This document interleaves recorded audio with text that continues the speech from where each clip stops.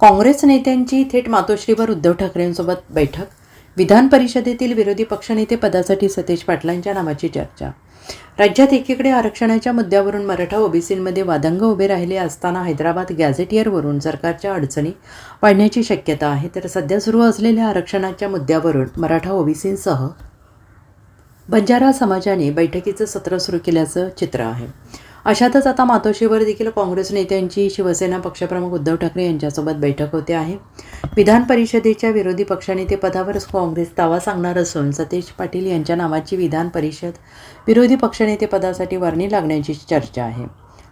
मिळालेल्या माहितीनुसार अंबादास दानवे यांचे विरोधी पक्षनेतेपदाचा कार्यकाळ 29 ऑगस्टला पूर्ण झाला. त्यानंतर विरोधी पक्षनेतेपदासाठी काँग्रेस आग्रही आहे. सध्या विधान परिषदेत विरोधी पक्षनेतेपदासाठी काँग्रेसचे 8 आणि ठाकरेंच्या शिवसेनेचे 6 आमदार आहेत.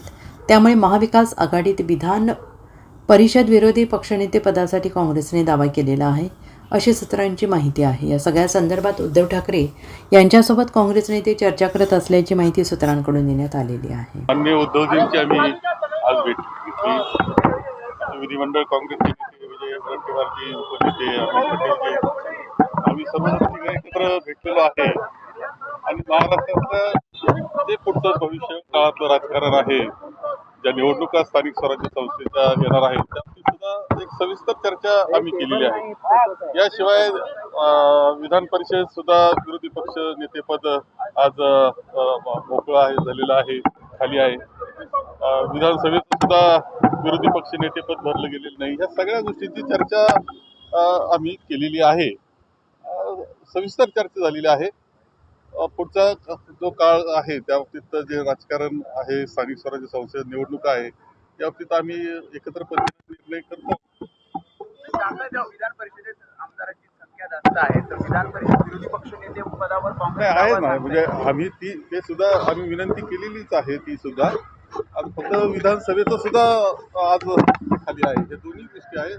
दोन्हीच्या बाबतीत आम्ही स्वतः आता सभापतींना सुद्धा भेटतो आहोत, राम शिंदे यांना सुद्धा, आणि त्याचबरोबर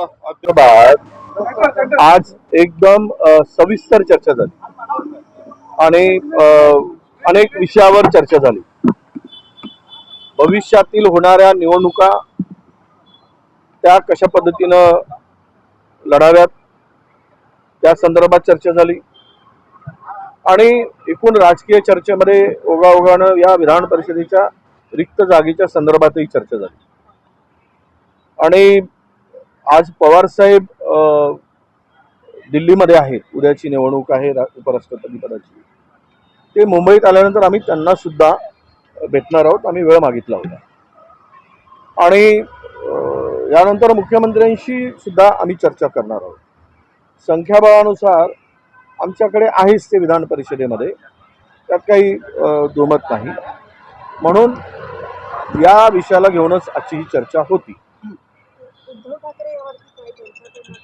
नाही, त्या चर्चेमध्ये खरं तर संपूर्ण दोन्ही खाली आणि वर दोनही पदांची एकत्रित आपण भरलेच पाहिजे दोन्ही पद, त्याची चर्चा. Bureau report, SBN Marathi, Mumbai.